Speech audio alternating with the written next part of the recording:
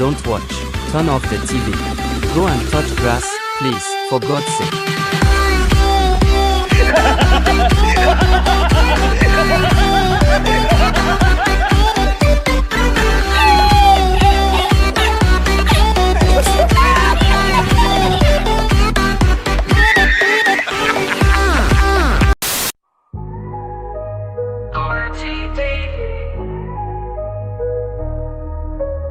The BBC were ambitious. They always wanted the show to be bigger. They just believed in Doctor Who. It's an old, fantastic tradition. The BBC had plans to supersize it. And here we are. I absolutely agreed with everything they were planning. RTD, you're lying to me. Every word you say is laced with tons of gay. You gotta keep lying, cause the show is dying. Protect the BBC. There isn't an official Bible, and a lot of it's in my head. I do know the entire television history, so there's a lot of flexibility. But yes, I do have a list of not a list of rules. The timelines got mixed up, and I'm a little bit more diligent. RTD, you're lying to me. Every word you say is laced with tons of gay. You gotta keep lying, cause the show is dying. Protect the BBC.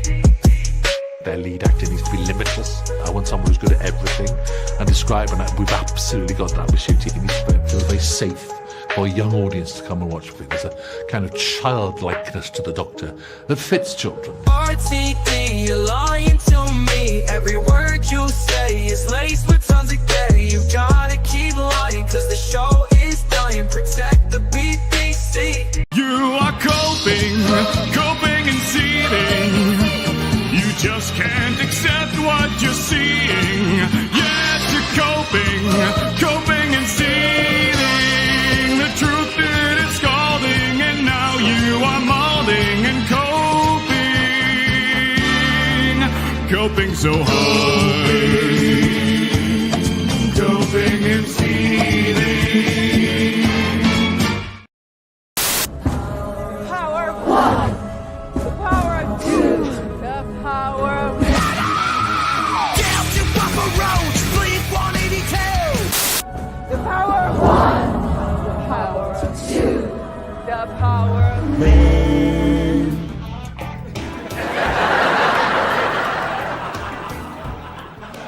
No, I promise quick. So, a lot of you might not know, I do a panel stream every Monday at 6 o'clock p.m. Central Standard Time. Smash actually does play games.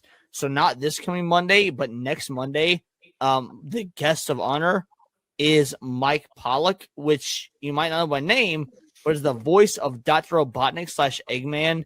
It's going to be wild. So, yes, come to my channel, Words of Paradise. We'll see you on the 24th because, who don't want to talk with fucking Eggman of all people? President Trump? I really don't know what he said at the end of that sentence. I don't think he knows what he said either. He's a smee. He's a smee. He's a smee. He's a smig. Hey. Every single person of, that's intelligent, hardworking, ambitious, had dreams and goals, has abandoned England in the last 200 years.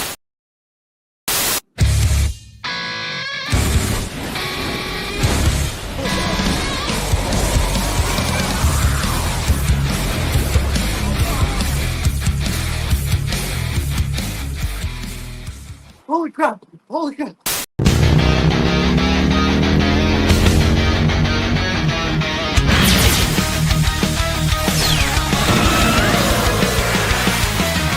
Engines roar through the ash-gray skies. The wasteland burns, but hope won't die. Every screen's a twisted lie, built to break us, make us comply. They poison the heroes, rewrite the tales, turn legends to dust, leave us frail. But we're not done, we won't bow down. Through the wreckage, we'll take the crown. Steel hearts ignite, fire in our veins. Freedom's calling, breaking the chains. They can't erase what we already know. HyperDrive now,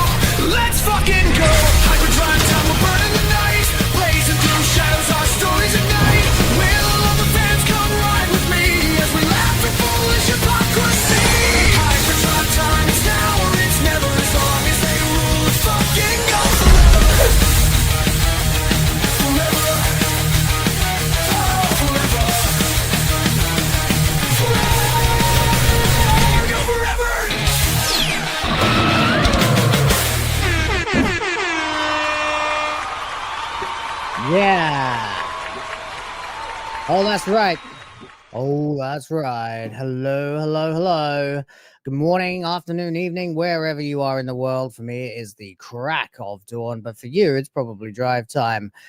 Unless you're in the UK, in which case it's pretty late. But thanks for coming anyway. Ladies, gentlemen, and nothing in between. Welcome once again to another voyage of discovery. Racing through the wastes of the internet to the further reaches of sanity on a never-ending quest. Oh boy, never-ending quest. To rid the universe of absolute bollocks. That is right. That is right. Before we set off, make sure, please, for your own safety, ensure that you keep your brains inside the vehicle at all times with your eyeballs firmly screwed to the screen. Now let's see who we've got with us today.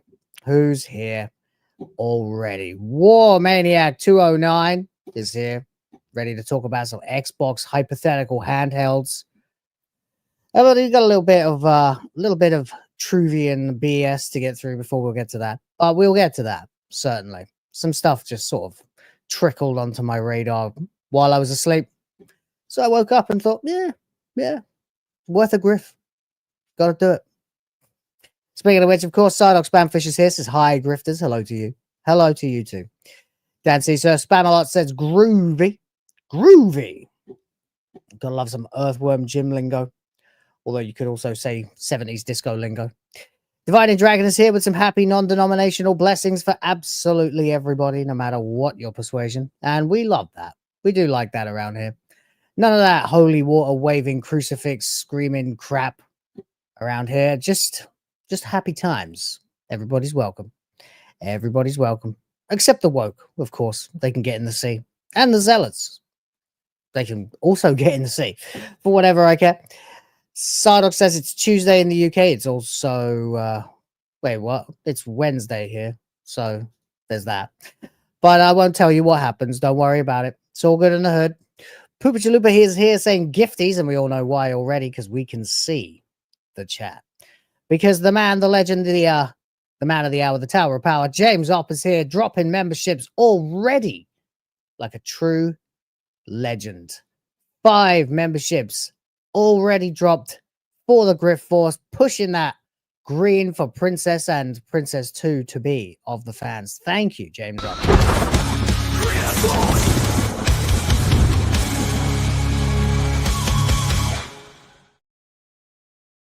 While the bar may not reflect it, it's all up here. Don't worry about that.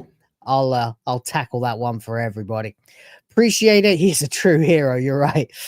Are we talking about James Up or are we talking about Earthworm Jim? I don't know, but it's a tangent before we even get started. But who gives a smeg? Yes, that's right. I just unironically used the word smeg because, well, you know. He's a smeg. He's a smeg. He's a smeg. Hey. Oh, yeah. Gotta love it. Got to love it. We are already a go. Here we are on HyperDrive time once again. And thank you for being here already. If you are here already, if you're not here already, where are you? What are you doing? Sort your life out. Anyway, there we go. Now, of course, if you are liking the stream so far, or at any point you find that you are liking the stream, you know what I'm going to tell you, or rather what my glamorous assistant is going to tell you. Like the stream.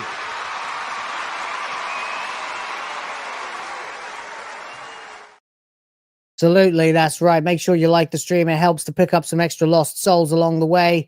More people for you to talk to means more eyes on the stream, which means it just helps, doesn't it? It helps me to help you. And of course, as always, if you have any questions, comments, or you just get sick of all the BS and you need to pull over for a second, don't forget to tip your driver. Just, tape that cash to a brick and hurl it at my head. I'll be forced to acknowledge you. Anyway, there we go. And thank you very much, everybody. Don't forget your in-flight entertainment can be found by joining the channel. Get those memberships. Join the Grift Force. Keep the ship in the skies. All that good stuff. And with all of that having been said, it's time to start. Let's get to our first topic. we have a bit of the old Doctor Who news to get to. And while the show is whimpering out pathetically, limping its way to its final resting place, wherever that may end up being, God, who knows at this point, it is still worth just enjoying a little bit of the schadenfreude of the pathetic shills who still cannot wrap their tiny minds around the fact that this show is toast. This show is dead. The show has been dead for years now, and they have just dressed it up in all that Tranoid faux drag glory and are just puppeting it around, pretending everything's fine, like a weekend at Bernie's, but with about 500% more gay. So there we go. 63% of the chat are saying that the show is freaking dead. And that is basically true. That is exactly the case. But we'll get into it anyway, because again, it's just pathetic to see people just cannot handle the truth. And well, there it is. So what's the latest and the not so greatest? Well, we begin with this. It seems that Mr. Gatwa, Mr. Did You Know He's Gatwa, has removed the show from his Instagram bio. And this might sound like it's nothing in particular. It's a bit of a nothing burger. Well, we've got more. We've got more. Just hold on. Stop judging me. Jesus. Anyway, we've got to go ahead and have a look at this. So basically, a few weeks ago, it became clear that not only was the show dead, everyone's abandoning it like rats running around on a sinking ship trying to figure out where the hell they're going to go next. Spoilers, nowhere. You're going down, baby.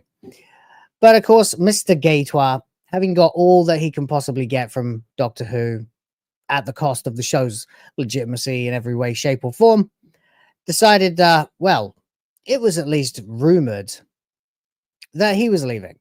Now, of course, this compounds many, many times over when you add to that the fact that the show is totally dead. No one watched the last series. No one's interested for the new series. We don't have a fucking Christmas episode greenlit. Halfway through March nearly, and we still don't have any sign of a Christmas special. The episodes that always do the biggest numbers. Always. What's that? HeavenlyJester? Oh my God, what have you done now? Was it not enough sending me Assassin's Creed Shadows yesterday? I'll get to that. Thank you. Just keep reminding me. So yeah, Gatwa. Gatwa is, well, poof. to put it as accurately as I can. He's not just a poof. He's gone poof, apparently. Now, of course, this guy has never been liked by any actual Doctor Who fan. I mean, he's camp. He flounces around in a kilt, which of course is there purely because the guy claims to be non-binary and is extremely, extremely gay, and wants to wear a skirt, it seems. So they gave him a kilt, which is supposed to be a kilt, but isn't. It just is not. There's a reason why no other Doctor has ever so flagrantly worn a kilt. And when did we see Gatwa wearing a kilt? Spinning around on a dance floor, dancing with other boys. All right. This was a clear pushing of agenda, clear political messaging, clearly cultural Marxism, clearly woke. Okay. And no one liked it. And from there, it only got worse, of course. We had that goblin song about eating babies that they pushed into the Christmas #1 charts. I don't know if it ever actually made it to Christmas #1. If it did, I feel really bad for the UK, but I feel bad for the UK every day. So who cares anyway? Then, of course, we have various other things. Yeah, but I don't think it matters that Peter Capaldi, if wore a kilt before. And no, I don't remember much about Series 10, to be fair. But it wasn't dancing around in a kilt as a skirt on a dance floor with boys. So there's that. There's that. Anyway, the point is, Gatwa then, he was pretty much just persona non grata among real Doctor Who fans, Truvians, if you like. And fairly so. I mean, the guy has no acting range whatsoever. He is a plank of wood 1 minute, and then he is crying, and those are the only 2 gears he has as an actor. It's pathetic. And he cried in every single episode. His doctor never actually saved anybody, really. And the only time he actually did anything to defeat a monster was by pure Deus Ex Machina. So it was just cringe. Just cringe. Oh, you're being sarcastic. Good. Right. Anyway, yeah, you were making me like, wait. Did I forget something there? But it doesn't matter. Anyway, we are, of course, laughing our heads off because Ncuti Gatwa was rumored to be leaving. And now it's become this thing where no one has debunked it. And I think you know, the BBC are really, really, really trigger happy when it comes to sticking their fingers out and going, actually, there's nothing wrong. Everything's fine. We're going to continue to make blah, blah, blah, blah, blah. Bollocks. All right. Bollocks. Bollocks in the chat. The very thing we are here to destroy. So now he's removed Doctor Who from his Instagram bio. And again, this looks like it's nothing. It's the tip of the iceberg. It's just a speck on the radar. But at the end of the day, it isn't just that, is it? It's the next little roll of the boulder down the hill. The pile of shit that's rolling down the hill onto the fans. And we have to sit there and shovel it away because, you know, well, they're not going to do it.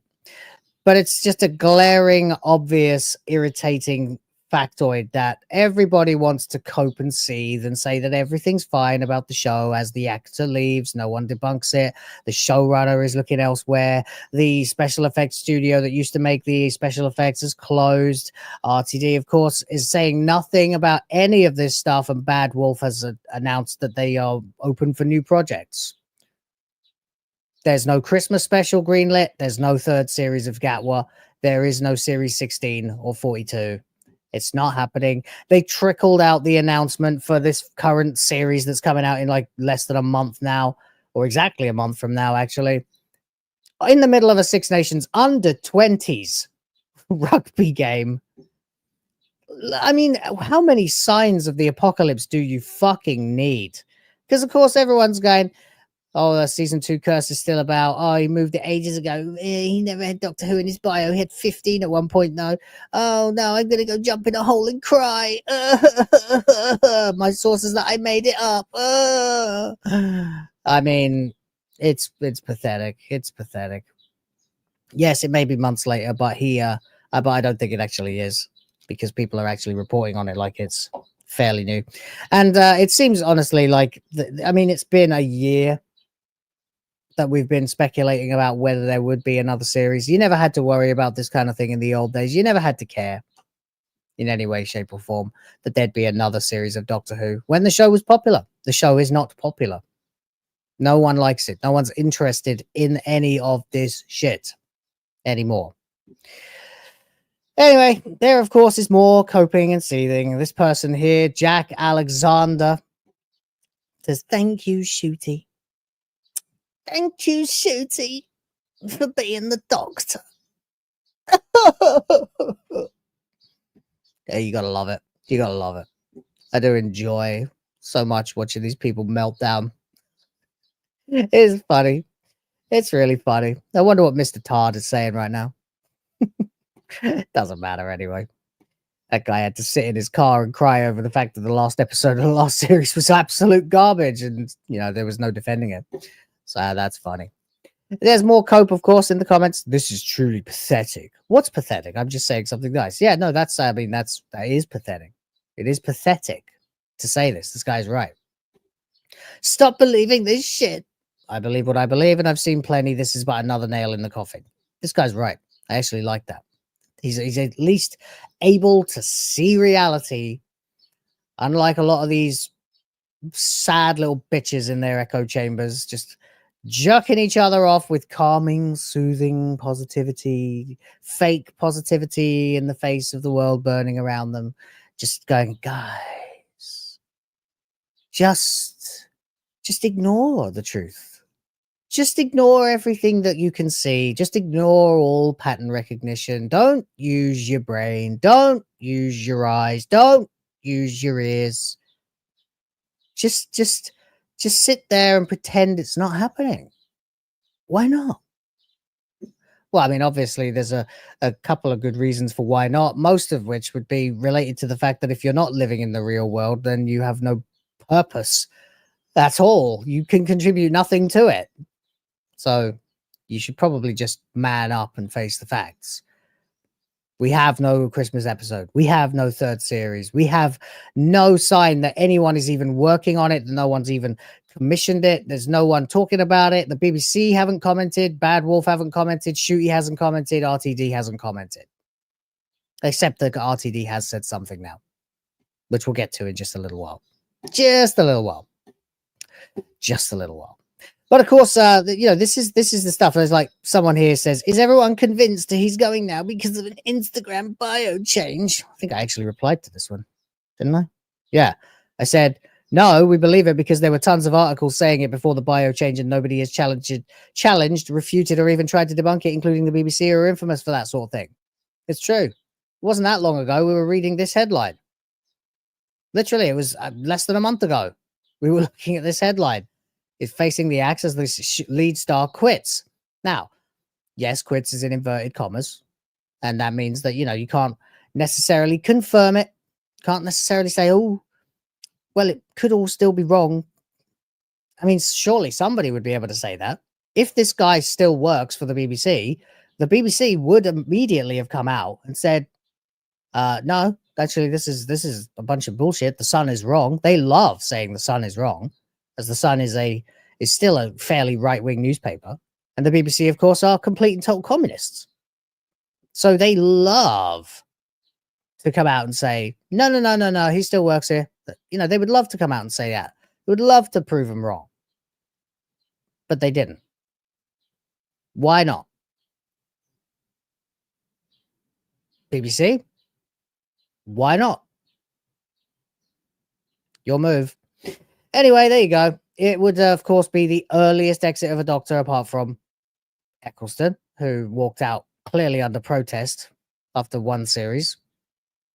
But that would be it. I mean, okay, David Tennant's second run technically was only for some special, so it doesn't really count because he didn't do a single series. Certainly, it doesn't count for John Hurt either because, he was, again, just in the special. So their bosses have postponed any decision until Ncuti's second season has aired later this year, which you just don't do if the show is popular. You say, yeah, there's going to be another series. Of course there's going to be another series. Everyone loves this shit. Of course not.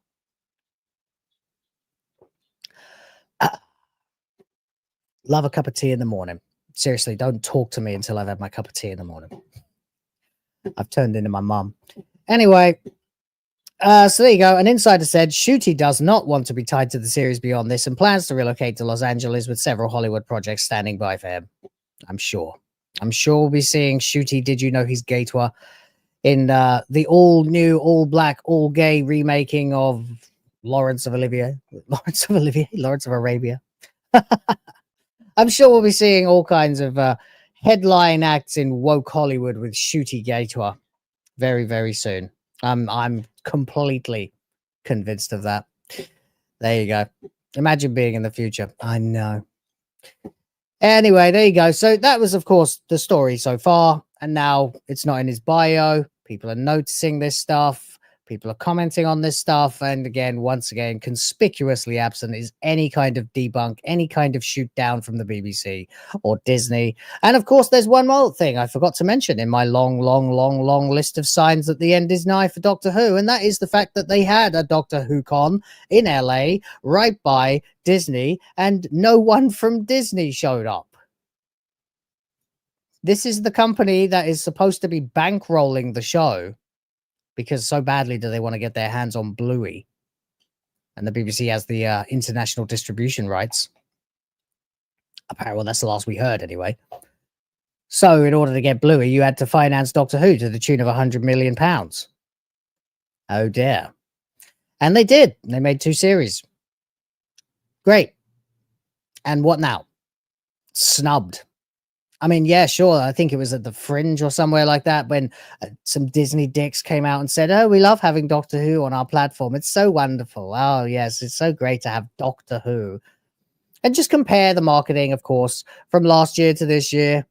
Last year, it was Ncuti's face on trains, Ncuti's face on posters around New York and all other woke cities in the US. Promote. Disney's pushing hashtag Whoniverse. All that shit. This year, nothing. No announcement whatsoever. It was just pushed out onto the ad break of a not particularly important rugby match, an under 26 nations rugby match. Oh dear. And that doesn't work the same way as college football in the USA. I can tell you that. Nobody cares. They were getting 2 million viewers. That's right, Lewis. By the end. Compare that to the absolute zenith of the modern run, where you had double-digit millions. I think the Christmas special, of course, it was Voyage of the Damned, hit nearly 14 million. It's over 13 anyway. 2 million. Lower than the last time the show got cancelled. The lowest ratings ever. Do I think we'll get below 2 million for series 215 or 41? I do. I actually do. I think we will see that this year, because no one's interested, and I think people just had enough. They tend to stick around until the end of a series, and then they go, a significant portion will have gone, well, that was a complete bust. Fucking no one cares. Simple. Not even worth putting out a Christmas episode. Even in the stingers on the BBC, like in between other programs on BBC One, you'd have Ncuti Gatwa's voice telling you what was coming up next. They were pushing it hard. But Russell T Davies is not the same Russell T Davies he was in 2005. Or if he is, then at least he was tempered back then and has no temperance now whatsoever. Nothing to no one. Anyway, there you go. That is where we're at now. We have drag queens in Doctor Who. Ncuti Gatwa is gone. RTD is saying nothing. But we do have something related to RTD. So I'll get to that in just a second. In the meantime, no other supers at the moment, but HeavenlyJester, you did say you have sent me some games. One is good and the other is just an evil trick. Okay, let me have a look. I don't think I can get it on screen, but I can get my notifications open on Steam, and let's have a look. Okay, so you sent me what? I think that might be the joke one. Okay, let's see. First of all, wait, what? You sent me Star Wars Outlaws?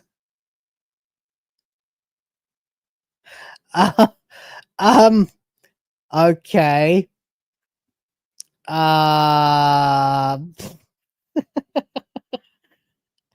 Star Wars Outlaws. Okay. Thanks very much, buddy. Appreciate that. Yay. No, I'm not going to play it now. And what else did you send me? Lord of the Rings Return to Moria. Ooh. Now that actually looks kind of interesting. I haven't played that. Is it good? Also, you sent me an FMK. All right. Fuck, marry, kill. Nami, Rebecca, and Hina, all from One Piece. Oh, which one's Hina? Oh, right. The Rear Admiral. Yeah, of course. And okay. Let's see. And Rebecca, of course, was from the Dressrosa arc, I want to say. She seems nice. She's probably the best one to marry.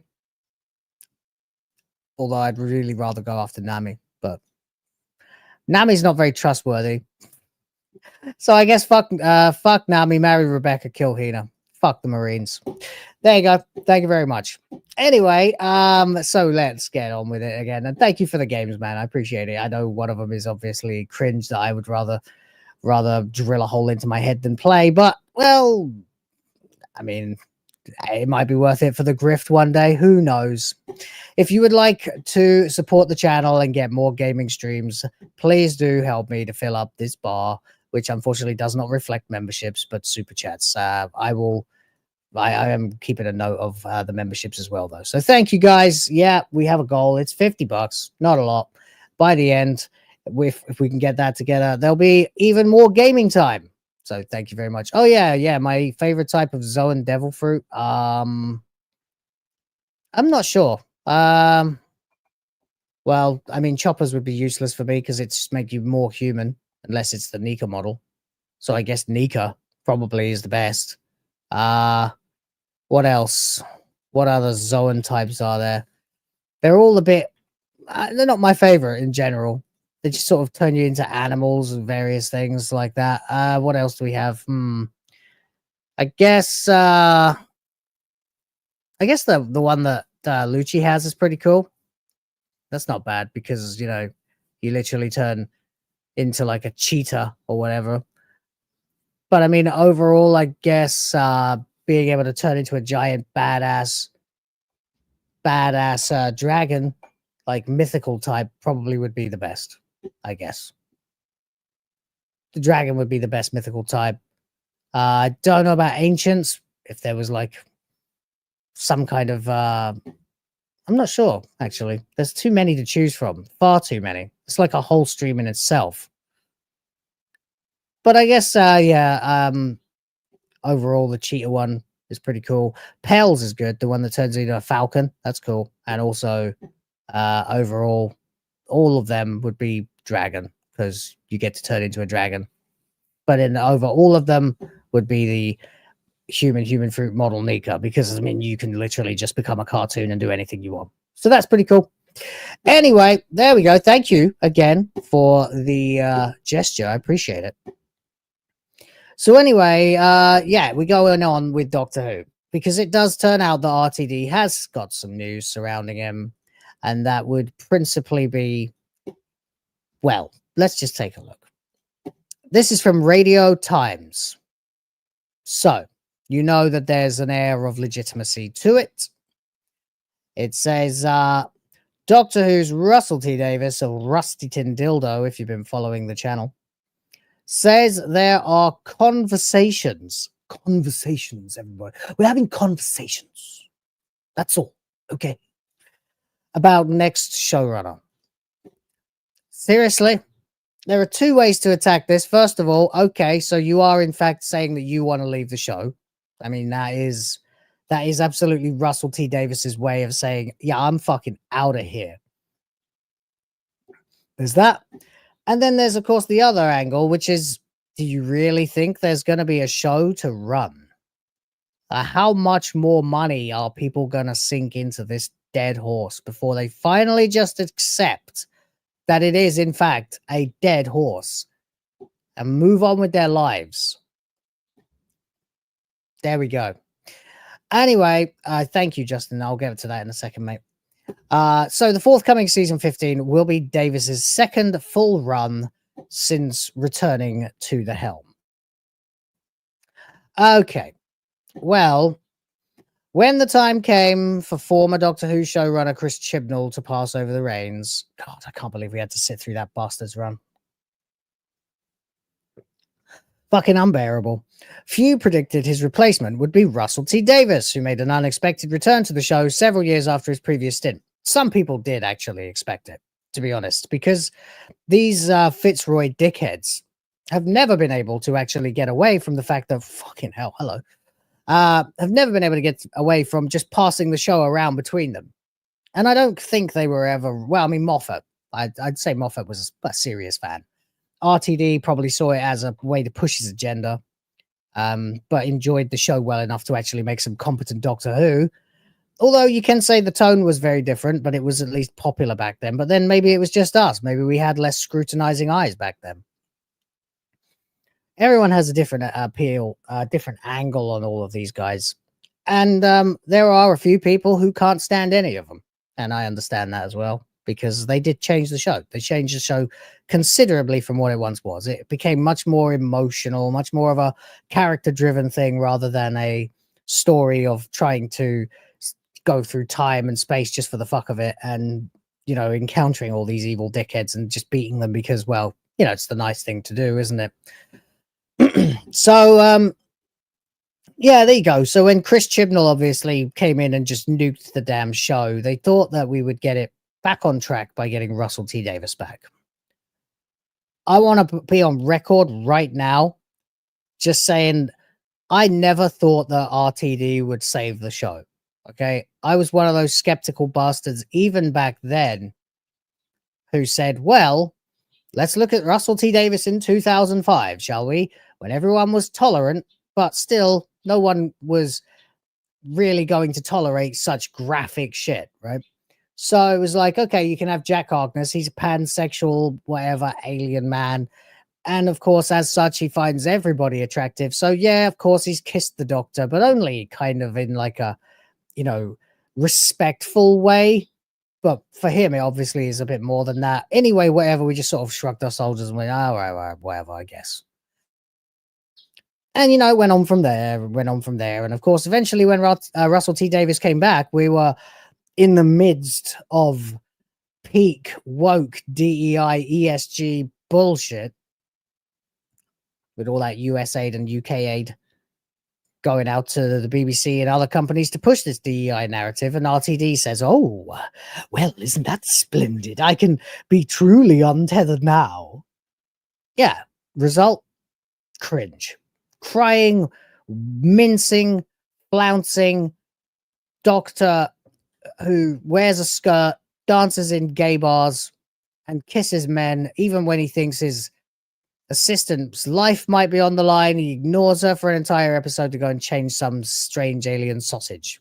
The Doctor would never be that fucking unguarded, by the way. Ever. But apparently it doesn't matter if your gaydar is pinging, then everyone's a good egg when your gaydar is pinging about them. Sure. Why not? Whatever. No. Bullshit, of course. Absolute bollocks. Bollocks in the chat. And there you go. So RTD returned, made an unexpected return to the show several years after his previous stint. Now, the second full season back at the helm approaching, some fans are already wondering what might be next in line for the top, or who might be next in line, rather, for the top job. And this was a topic that came up during Davis's recent appearance on David Tennant's podcast. I bet that was fucking cringe. Man. Tell ya, David Tennant, I used to really respect that guy. Now, you know, with all that tranoid agenda shit and everything else. Well, you remember David Tennant with his little t-shirt in trans colors that says, "You'll have to go through me." It's like, well, that doesn't look very hard. Looks like a gust of wind would knock that guy down. So, all right, whatever. Go through you to do what? I mean, what does he think is going to happen? Does he think people are actually going to start executing people for being the wrong sexuality or whatever? Or no, I mean, it's more like, you know, let's get these people some help before they do further harm to themselves. But there you go. Anyway, David Tennant is insane. His wife is insane. And they've done some pretty terrible things in this world and to their family. I mean, Peter Davison as well. Anyway, after Davis joked on David Tennant Does a Podcast With, oh God, wow, what a very funny name, that he won't go back a third time at any point in the future. Oh no, I would never go back again. Tennant teased that he hadn't thought he'd go back a second time either. A second time, yeah, because David Tennant left the show, returned for the 50th, and returned again. David Tennant doesn't have anything else to do. For a guy who's such a good actor, he is alarmingly unpopular these days. So, yeah, he's not working. That much we can guarantee. Not at all. Says, that's very true, but I'm not getting younger, darling. Oh. Cringe. These guys, like... I'm so glad I never heard this fucking podcast. I'm just sitting around listening to a man call another man darling. Would make me want to fucking cringe myself into non-existence, into a singularity. There's a good idea for a little React clip. Anyway, but I will need to slow down at some point. That'll come. Last time it was Stephen Moffat who replaced him. That wasn't even a day's work. Like, right, off you go. All right. Okay. He added, there's thinking about that. There's conversations about that, but it's hard. It's a tricky one. But they better exist. Imagine I'm dead at the desk. The cliche would kill me. What the fuck does any of that mean? There's thinking about that.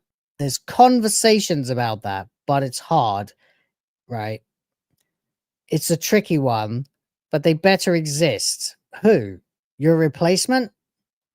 Imagine I'm dead at the desk. The cliche would kill me. What cliche? What the fuck? So he's saying there are conversations, not theirs, conversations, by the way, professional writer man. Don't you understand plurals? Oh, well. Anyway, there are conversations about that. So, yes, confirmed. Russell T. Davis says there are conversations about him leaving the show. And of course, he can't just say the show's dead, because that would be BBC having to admit that they have been completely and totally wrong, that they have misread the entire culture and pissed off everybody in the process. So there you go. There you go. I don't want to know what else they would have in this podcast of theirs. They're probably sitting around talking about gay stuff and trans stuff and all that other cringe. In the 20 years since Doctor Who was revived in 2005, only Davis, Moffat, and Chibnall would have served as showrunner. So whoever does take over will be joining a very select club. Well, it'll probably be Moffat again, won't it? Of course, several other writers have penned episodes in that time, and among those credits for the forthcoming season are Pete McTeague. Which one did he write? Was it Kablam? Was that him? I don't know. Juno Dawson, who is a man. Inua Elams, who I've never heard of, and Sharma Angel Wolfel. There you go. There's the modern Britain in a name. Sharma Angel Wolfel. Ah, my country is dead. There you go. Looks like RTD is going to be getting the hell out of Dodge very, very soon. I mean, there's nothing really for him to jump off anymore. If Doctor Who ever was a ship of Theseus, for example, then at this point it is just a plank floating around in the open ocean. But there you go. There's that. We got some super chats to talk about. Let's get to them. Justin Davis drops in for $10. Sorry, off topic, but do you eat balut? Looks nasty to me, but I ate bugs in Yunnan province once. Scorpion was good. Tastes like crab. So for those who don't know, although I don't think there's any of you, I live in the Philippines, and balut is a disgusting looking and smelling delicacy, by which I mean it is street food sold by, well, vendors, I guess is what you could call them. Men with little carts. It's dirt cheap food. And apparently it is I thought it was a chicken egg, but it's actually a duck egg, apparently. But herein lies the rub, because you're talking about a Catholic country, right, where abortion is categorically illegal. No abortion in the Philippines, not legally anyway. And if you're found out to have had an abortion, you know, you can be prosecuted. So there's that. And balut is effectively an unborn duck fetus inside an egg, a fertilized egg that has been forbidden from being born. So an abortion. And then what they do is they crack open the egg and then they fill it up with spiced vinegar. Then drink the vinegar. Oh my God, I'm going to be sick. And then that's how they consume balut. Apparently, it's a great source of protein if you are really, really, really, really, really poor. And unfortunately, there is a lot of people living in poverty. There are a lot of people living in poverty in the Philippines, so they get kind of hyped when the balut man shows up. As for me, no, I've never eaten balut. I've smelled it. I wanted to die the second. The bill is crunchy, apparently. Yeah, I'm not remotely interested. I would rather eat a scorpion, frankly. I've eaten squid. I've eaten a few things. I ate a chicken intestine once. That was pretty good on a stick like that. It was pretty tasty. Tastes like chicken, you know.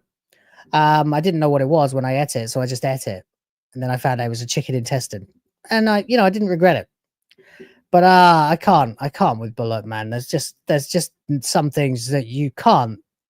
they're too alien from the things that I would normally consider food. First of all, there's the fact that they've, you know, effectively killed an animal like before it's even born.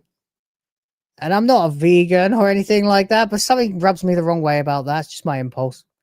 Then there's the fact that I'm not a big fan of vinegar in the first place. Secondly, there's just the fact you're drinking it out of the ovum. I just no, never,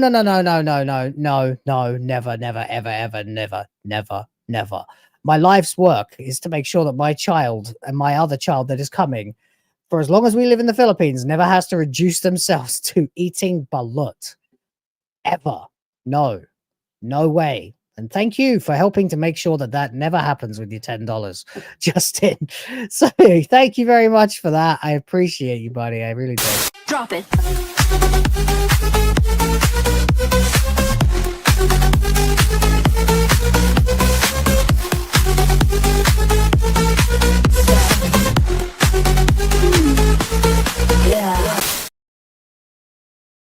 Yeah. All right. Next up, Andrew Faye's here. The man, the legend, says your channel is exemplary. Wow. Thank you. That is a lovely, lovely, lovely descriptor. It's a bit loud, the clips. Oh, well, I'll have to fix that. Or is it me? Says your channel is exemplary. Truly top tier content. Really? That is that is a very nice thing to say. You know, some folks call me a grifter, you know, but then that's why I just made that my brand, Grift Force. Yes, I know I'm saying the quiet part out loud there, but hey.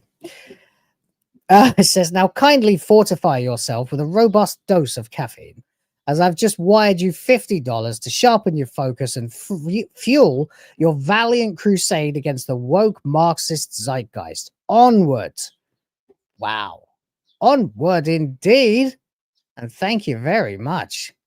Now I'm going to go ahead and drop all pretense of professionalism by slapping some titties on the screen. Yay! Oh, my boobies, my massive fucking titties, my super stuffed up milkies, my hunger bonger doinky boinkies, my fucking fabric stretching, wind flapping, gravity welling sex mounds.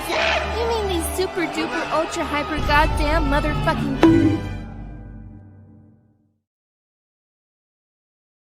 money, print money, cash, money, well, capitalism, raise a bunch of money, more money, heaps and heaps of money, print money, cash, money, well, capitalism, raise a bunch of money, super chat money. As salty as the sea, calling us code names. SJW screaming, but it's money they blame. Burning with envy, they're falling flat. They can't handle the sound of a super chat.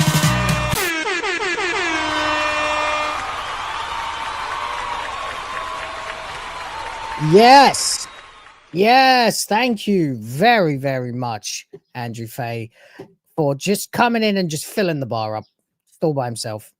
Love it. I'll be sure to go and get a blast of caffeine to help me continue on my never-ending quest to save the universe from absolute bollocks as soon as possible. And I really do appreciate that. It makes my day every time somebody does something like that. It really does. And can't tell you how much it means to me. So thank you. Adam Juneman is here.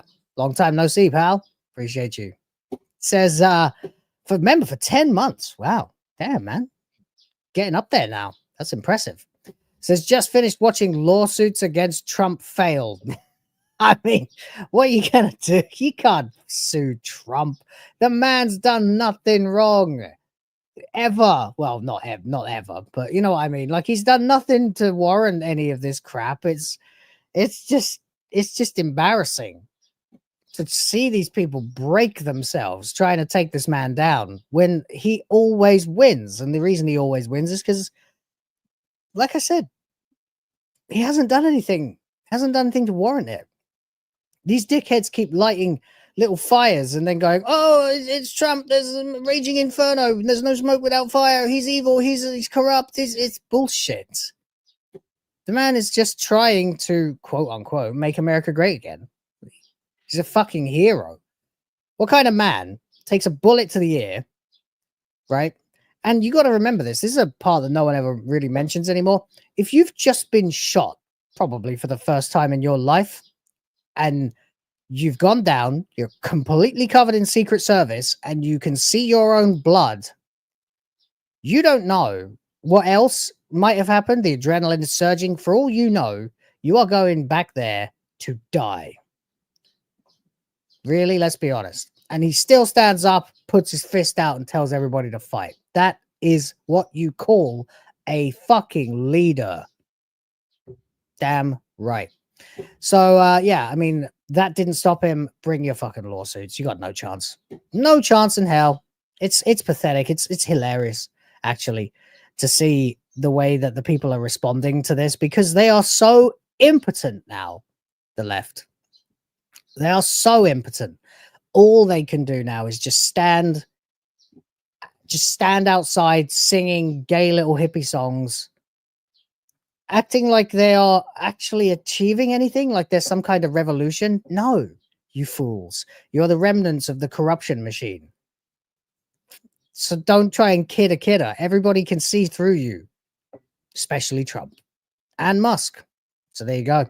Hilarious watching everything. It's just funny watching them just dash headlong into the brick wall every single time. Love it. Welcome back, Adam. And thank you for gifting 5 memberships. More green for Princess of the Pants. There's one thing That's you right. better know, and that is, I love all of y'all. Listen, can I explain something to you about being a daddy? Don't try to frighten us with your The devotion. daddy is the breadwinner. You dig what I'm saying? And if you don't win that bread, it just don't come around.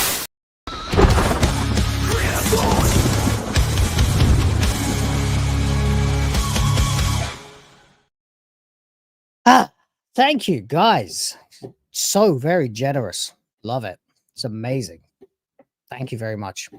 All right, let's talk about the Xbox thing then, because this is a strange one. It just sort of landed on my desk. We've all been sort of recently looking for news sites to get news from because, well, one of the ones we used to use has decided to go full tilt and no longer can be used, really. So we've come to Insider Gaming, which seems to be at least unbiased most of the time. So I've been fairly happy with what we found on this site. And they've pushed this one. It says Xbox launching partner gaming handheld this year. Report claims. Now, of course, we're living in the era of the Switch. MSNBC. Oh, God, no thanks. No way in hell, man. Although it is funny to see Joy Reid go.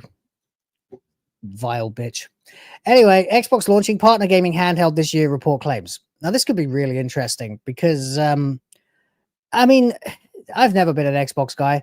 Cards on the table. I've never owned an Xbox. I've never been interested in Xbox. Just didn't. I was kind of curious about the first one. Missed out on that, though. Never had the money together to own all 3 consoles from that generation.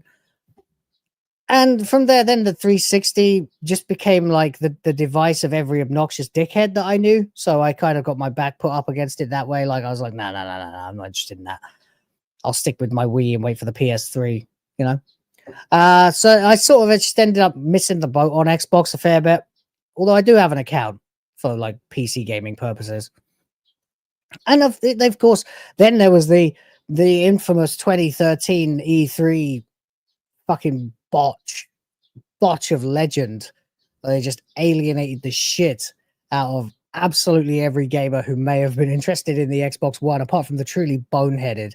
It was one of those things when those consoles came out and everyone had a PS4, and then you'd have that one friend who bought an Xbox One, and you'd go, "Oh, don't read the news, do you?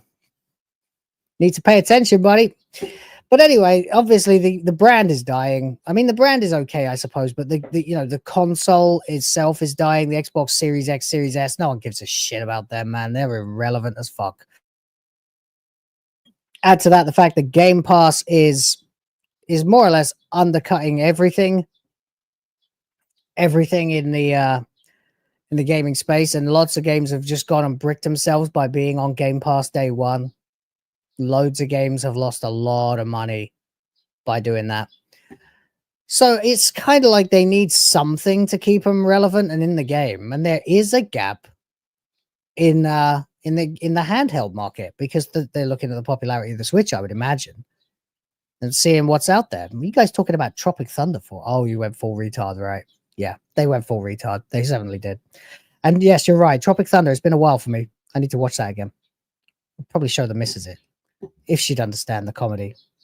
Anyway, Xbox is finally getting into the gaming handheld space. That's a bold statement. Right there, that is a very bold claim. According to a new report from Jez Corden of Windows Central, Microsoft is working to launch an Xbox-branded handheld later in 2025. Now, I don't know what your reaction to this might be. Some would say, too little, too late. But I also am well aware of the fact that Nintendo has been sitting around doing nothing of any real import for quite a while now. The Switch 2 looks cool. It looks very cool, and I'm more than likely going to get one when I can. Because, you know, I'm still a Nintendo guy. I very much like their games. They're really fun. But, you know, they've cornered the market on handhelds for generations now. The Vita should have done better for Sony, but they really didn't put their hearts into it. And that's a shame. I have a Vita. Haven't used it in years. Big shame. But now it looks like Xbox want to get in. The big problem is whether or not they are going to be able to bring anything to the table to compete with Nintendo and, of course, the Steam Deck. But we'll have a look anyway. The report states that it won't be a Microsoft-produced device. Instead, the company is working with a partner original equipment manufacturer, or OEM. The device, under the codename Keenan, will look unmistakably Xbox, the report says. The device will even feature an Xbox guide button that is featured on Xbox controllers. Fair enough. You have a Switch and a Steam Deck, Adam? I have a Switch. And I have this PC and a laptop and another PC and about 5 others, actually. But I don't have a Steam Deck. Not much was given regarding features. However, there was speculation from the report. Quote, given that this is a partner device similar to Lenovo's SteamOS partnership with Valve, I expect this handheld to be more PC-oriented, Corden says. It'll most likely run full Windows, putting the Microsoft Store and PC Game Pass front and center, alongside the ability to install things like Steam. That is interesting. That is interesting. So are they actually going after the Steam Deck then? That's interesting. Because what are they going to offer the Steam Deck can't already do? Because at this point, the Steam Deck, I don't know too much about it, really. You'd have to ask Problematic White Guy.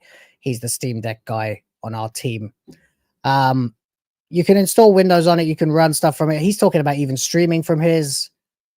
Okay, seems like you're taking a long way around there, buddy. But hey, that's fine. You do you. But it's supposed to be a Steam machine, right? To play games, principally. So what is this Microsoft version going to do? If it also can run Windows and then be used as a Game Pass machine and install Steam, doesn't that create like a conflict of interest? Don't know. Interesting, though. In addition to the plans for an Xbox-themed handheld this year, Microsoft is targeting 2027 for its next-gen console. That's interesting too. Let's have a look. So they're actually planning another console for 2027. 2 years away from release. These companies really are still really trying to justify people owning another box that just plays games. And I just can't help but feel, and I say this as a lifelong console gamer until this generation, when I finally just made the leap to PC because it was logical at this point. Why? I mean, consoles are done. Consoles just seem like they're on the way out now. Like, virtually everybody's PC can at least run a PS3 game at this point. Unless you have like a office laptop or something, you probably have a half decent GPU and a fair amount of RAM. So unless you're really chasing high-end 1440 or 4K or whatever with 100 frames a second, there's not much reason to run, a big badass rig, unless you're a YouTuber as well. But even YouTubers don't need to do that. So what's the hook anymore? Because consoles started to piss me off with the PS3 generation. And I feel like the PS4 was a little bit more user-friendly than the PS3. But and I like the PS3 well enough. But it was that generation when you started to get DRM, fucking DLC, season passes, microtransactions, installations, patches, updates, all that shebang. At which point console gaming no longer was plug and play. Even the Switch needs to update its games from time to time, but even that is much, much, much, much more plug and play than most consoles. It just, turn it on, stick the cart in, play most of the time. But it's going to be weird that they are still chasing putting a physical device in people's houses, especially Xbox, whose service is more or less 90% focused on being accessible anywhere, on any device, on any Windows device. So there you go. Yeah, I know the PS2 had some of that stuff too, but it wasn't like as ubiquitous as it really became in the PS3 era. Justin Davis for $2 says, predict next Xbox will release with Elder Scrolls 6.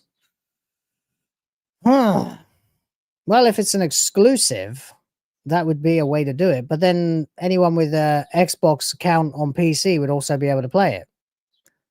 It would be a hell of a fuck you to Sony, though, if they got that. Of course, that would, be predicated on whether or not Bethesda can still do Bethesda.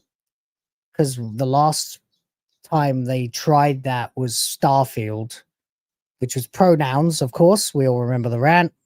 Before that was Fallout 76, which I know some of you are playing and enjoy now. But that came out in a fucking no state to be enjoyed by anyone, really. It was buggy as hell. There was hardly any content, no story.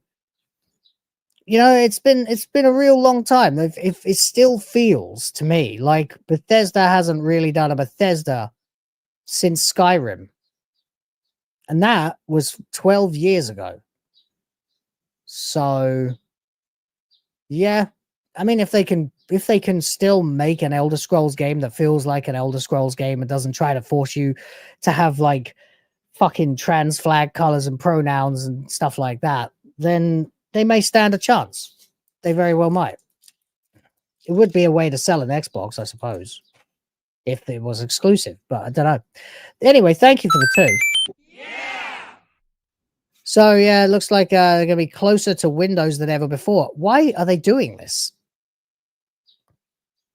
Why? I mean, half the time the consoles cost more than a GPU upgrade anyway, so what is the catch? Not the catch. What's the draw?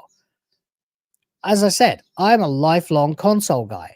I played on consoles my entire life, from age 4 till age 34 or 35 or 36 or whatever. So, and even I don't see the point in owning a PlayStation or an Xbox. I really don't. 1 second, guys.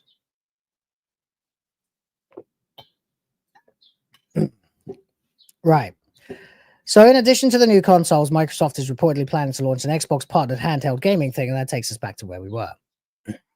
Okay. Insider Gaming has reached out to Xbox for comment. All right, so that's it. That's all that was all that was. All right. So what do we think? An Xbox handheld and a next-gen console? I guess they're definitely that proves one thing, and that is that you cannot copy the Switch. There must be some mandate that says you can't copy the Switch.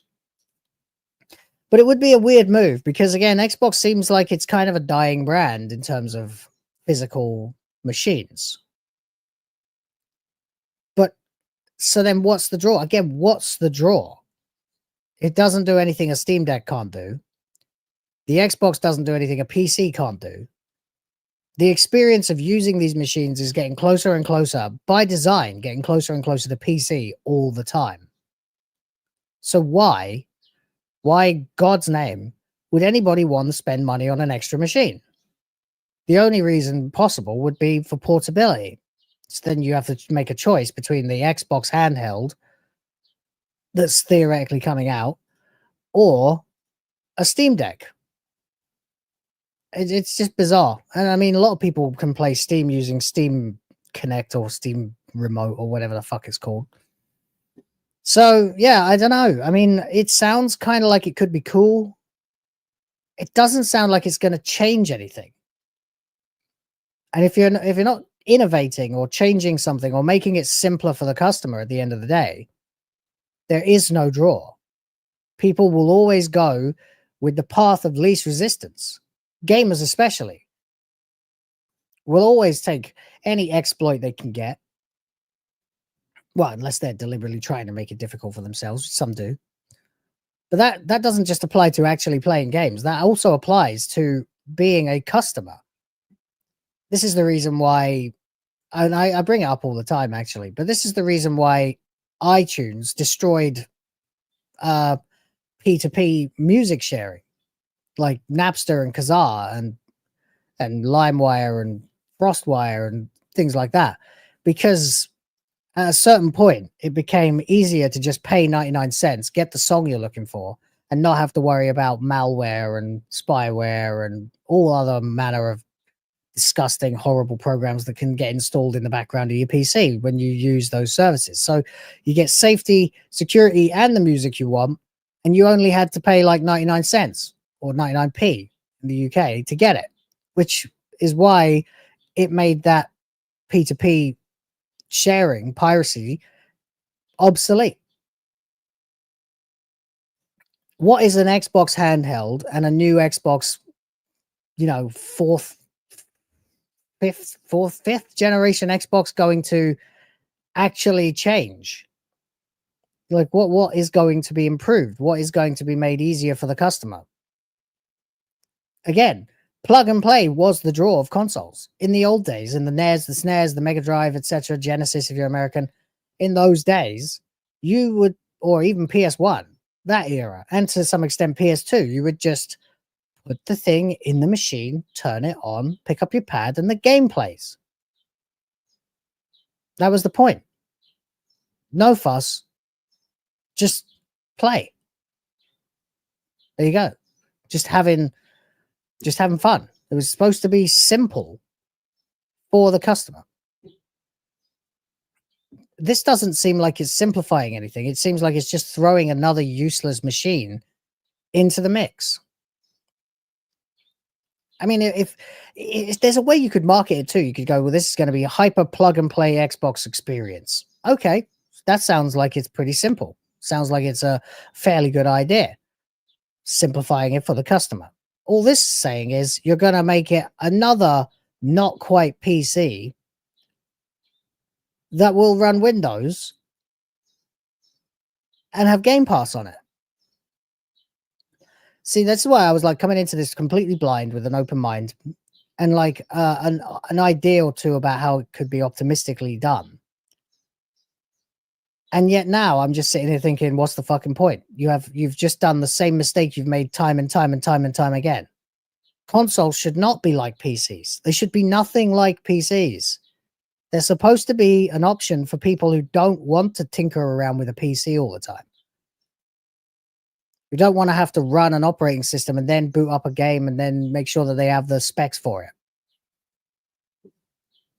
I guess we'll see. It could be good. Yeah, maybe you're right, Kigwana. Let them cook. Let them cook. We'll see. But for now, I don't know. It doesn't strike me as a particularly smart move in this particular climate. So, again, of course, I'm always welcome. I'm always open to be proven wrong. And actually, in most cases, when it's net positive for everybody, I will happily hold my hands in the air and say I am wrong on this one. just I haven't been wrong about this for quite a long time, so don't know. But I don't know. I guess let me know what you think. But for this, it feels like, yeah, sounds like it's a nice big announcement, but you're going to have to spend an awful lot of money in R&D. You're going to have to come up with an ergonomic design. You're going to have to put a decent screen on it. You have to make it powerful enough to compete. And then what happens when it comes out? And people are like, no, thanks, I've already got a Switch. No, thanks, I've already got a Steam Deck. No, thanks, I've already got a PC. What's the draw? What is the draw? And it can't just be exclusives, because again, that won't matter, because Xbox runs on loads of different things. And honestly, exclusives are dinosaurs idea of an idea anyway now. Like, console exclusives are completely dense at this point. They don't actually sell systems. They don't actually improve anything. They just piss people off. And in most cases these days, just as we're extremely willing to completely ignore a new game that comes out if the company responsible for it has insulted us, we're also not fussed about missing out on an exclusive, because in 6 months to a year, it will be out on PC and we can play it then. So there's that. Microsoft are not doing exclusives anymore. Right. Good. They shouldn't. That's the actual smart thing to do. But again, what are you competing with here? It seems like you're competing against yourself if you release this. You're competing against Steam. I guess that's what they're really doing here. Xbox wants to be Steam at this point, but I don't think that's going to work either, because Steam is Steam. Steam is ubiquitous as fuck. Steam has already won. Even Epic Games can't challenge Steam. So there's that. James Up, hello, for $5. Says this handheld will almost certainly be ARM. Am I drawing a blank on that? For the AI crap, that means sub $500 handheld. That's why MS made Windows for ARM CPUs and Copilot. Right. Yeah, fair enough. But I'm drawing a blank on what ARM stands for. Why am I drawing a blank on that? Can't think.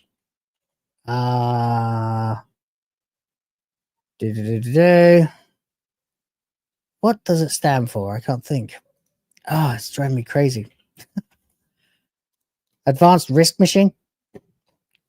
Yeah. All right.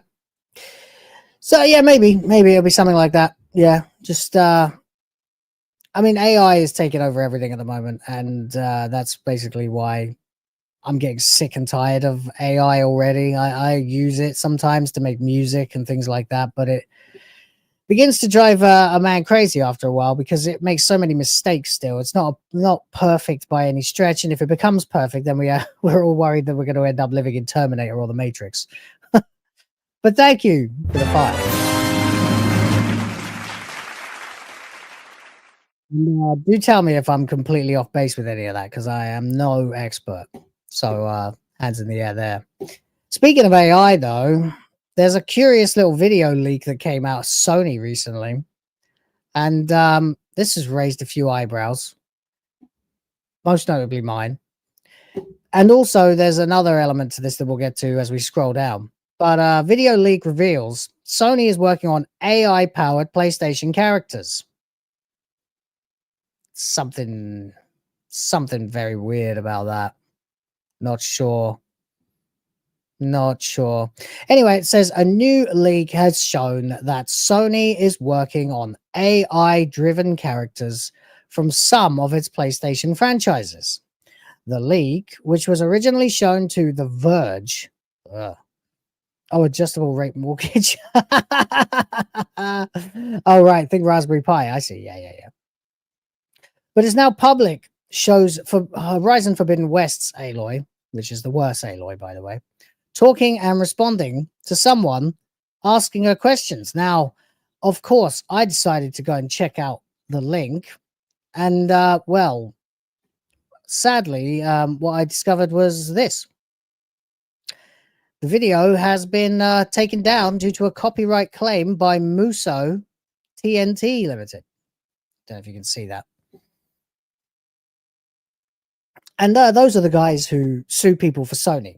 So, yeah, they were the guys who took down all of those Last of Us 2 leaks some years ago. Copyright struck channels as well that were watching and reacting to the leaks. So it's Sony. They've gone legal, and they've decided to shut down anyone who can potentially watch this video. So I never even got to see it. Everything's leaking at the moment, though. The game industry is leakier than it's ever been, which is not a sign of a healthy industry. I think we all know that. I think, you know, if everyone's happy working and happy developing and everything feels happy and healthy and the future is bright, no one's leaking anything. Why would they? They're excited for when you finally get the finished product. But all we've seen so far this year is leak upon leak upon leak, whether it's coming out of Ubisoft or BioWare or Activision or Nintendo or Sony. Leaking. Surely the sign of a sinking ship. So there's that. But anyway, you can't watch the footage below, so don't try. I don't know if anyone else has a copy of the video, but I'm not going to watch it because at the moment everyone's getting copyright struck for watching stuff they're not supposed to have. I don't like that either, by the way. If something leaks, it becomes public domain. That's the way I look at it anyway. I know that's not the way they look at it. It is still technically their IP, so I know I'm not technically correct, but that is how it should be. That is how it should be. 44 likes, guys. That's not bad. But how many people have been here for the entire duration and have not yet hit like? Like the streak.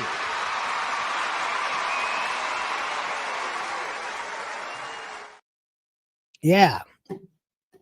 So anyway, as expected, the quality of the AI-powered character isn't nowhere.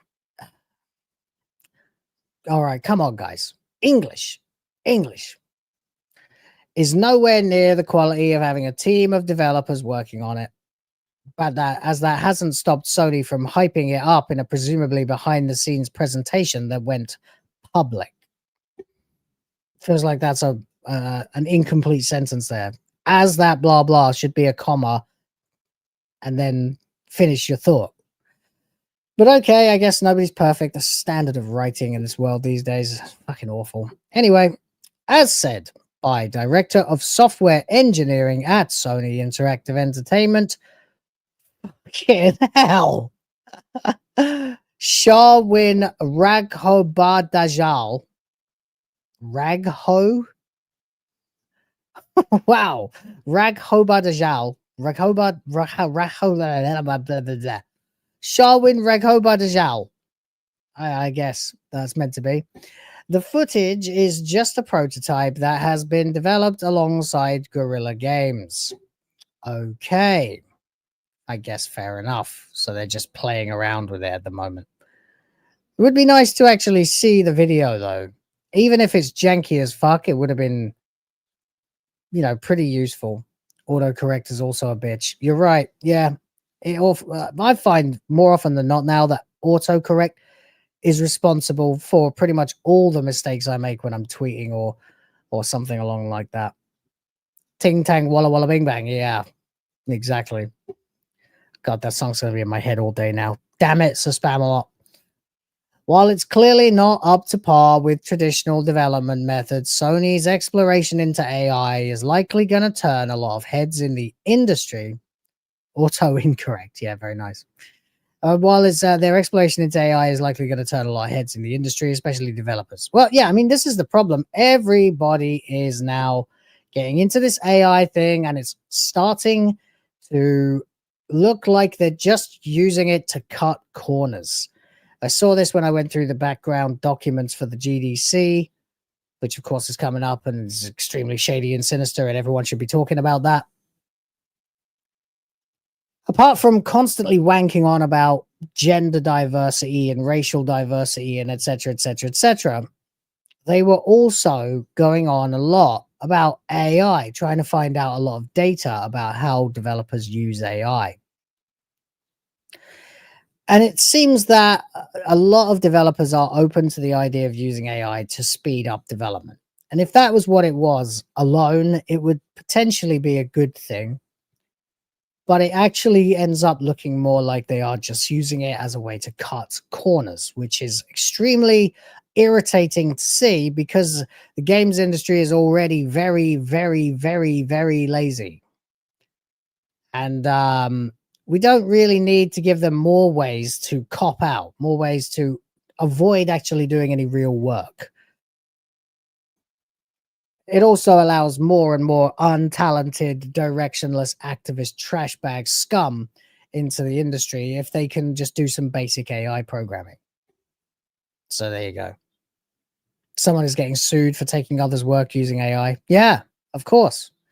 I mean, there are great ways to cut corners with AI. I find that for, creative things, not images, there are a lot of fun things that you can do with it. I've generated a lot of music with it, including the theme tune for this show and for WTF Live and for the outro and stuff like that, which is why whenever anyone asks me where this song came from, I'm like, well, I made it with AI. So no, you can't find it anywhere else. And that's cool. But then, at the same time, I remember walking around the supermarkets at Christmas time here and hearing a bunch of AI-generated Christmas-esque songs and getting real fucking sick of that real fast. Really fast. Since I'm being a grammar Nazi. Anyway, as pointed out by The Verge, which is a ludicrous thing to say because they never point out anything worth hearing, almost half of 3,000 respondents to a Game Developers Conference 2024 survey said that generative AI tools are currently being used in their workplace. Yes, this is basically what I was just saying. I had a look at the documentation that was being sent out to potential attendees of the GDC, and it was all questions about AI and diversity, which is not good. It's not a good look for the industry. I mean, whatever happened to making something yourself and taking pride in your work? If you literally don't have the means, or you think you can do a good job that is pretty much the same as you'd be able to do yourself if you had the time and the tools, then use AI. Fair enough. But it needs, especially in game design, there are going to be mistakes made, and you need people who are competent enough to be able to go in and fix those. And otherwise, you're going to end up with more and more broken jank coming out on the on gaming platforms, which just fucking pisses everybody off because the games industry used to be better. This is the thing. It's like, how can this industry that keeps getting more and more technologically savvy and more technologically advanced keep getting worse in terms of actual quality of the products that are released for the audiences? How can this be? Why is this acceptable? It's not. It simply is not acceptable. It's bonkers. It's ludicrous. So there's that. And it's extremely frustrating to see all this stuff happening because, again, guys sitting on little PCs in the 1980s were bursting with that vibrant, creative will, pardon the pun, the urge to create cool stuff for themselves, for their friends, and for customers. Now it's like, well, we've got to make this insanely overhyped, bloated mess of a game that would probably take 10 years to make if we did it ourselves, but we can cut some corners with AI and, always we can just patch it later. The whole industry is suffering from this bloat. DEI aside, we still have that to complain about for many, many years to come. It's very frustrating. Yes, AI should be used to do the final cleanup. Exactly. It should be used to check. It should be used for QA, not for development. Anyway, recently Activision faced criticism for its blatant use of AI imagery for its marketing. I don't know if I saw that one. Which one was that? Let's see. Oh, yeah, the zombie Santa. Yeah. So fucking obvious. 1, 2, 3, 4, 5, 6. 6 digits. I don't think you're supposed to have 5 fingers, mate. Pretty sure.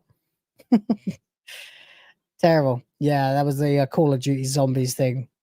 They were using AI to generate their marketing. And we've seen this. But, I mean, what am I trying to say?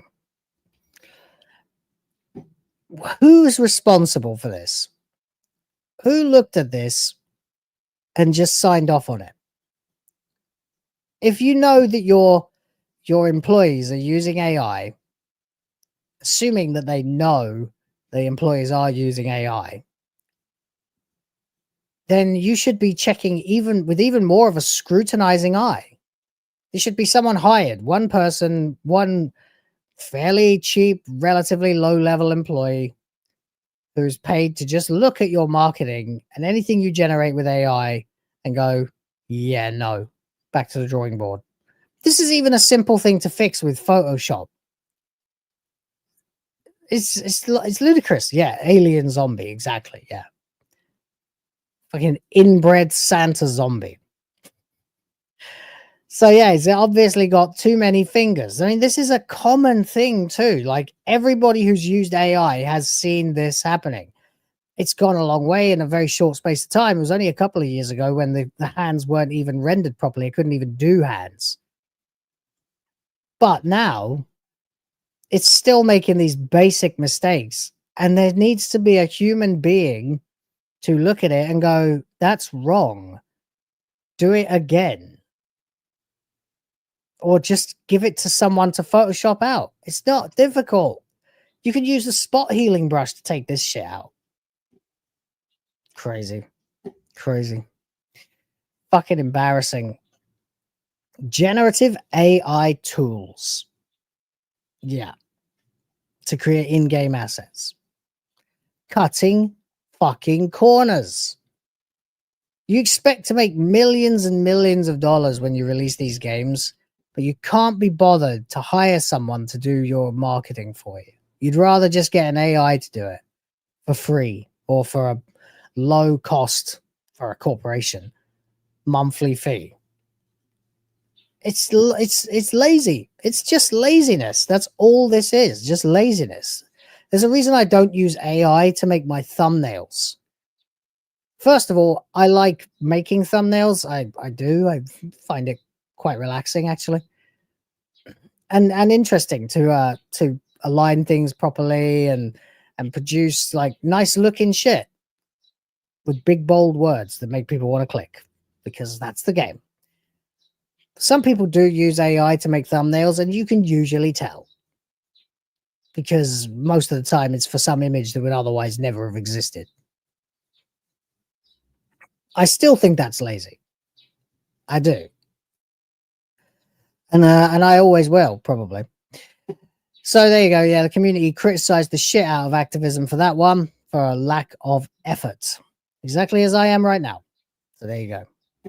It's clear that AI isn't going to go away, and there's still important conversations. We've got, again, there's conversations. There are conversations to be had in its role.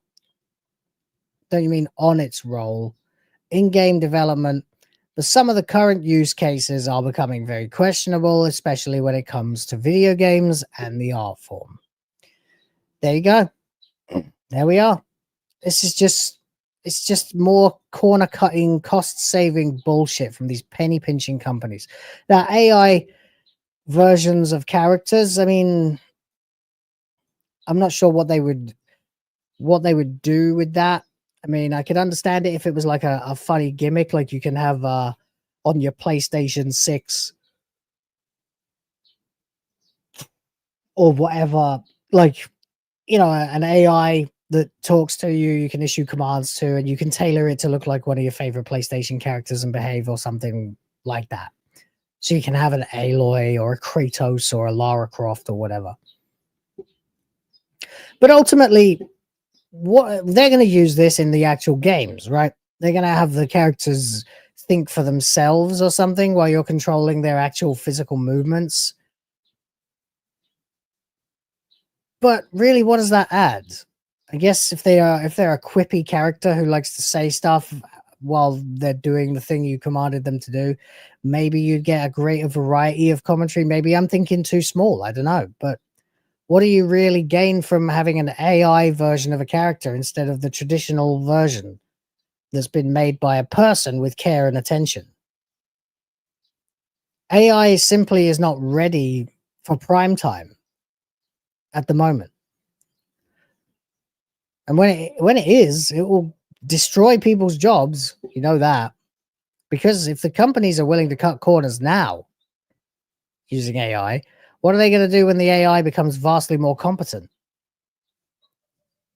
It will be like not quite the singularity, but it will be a big step towards it.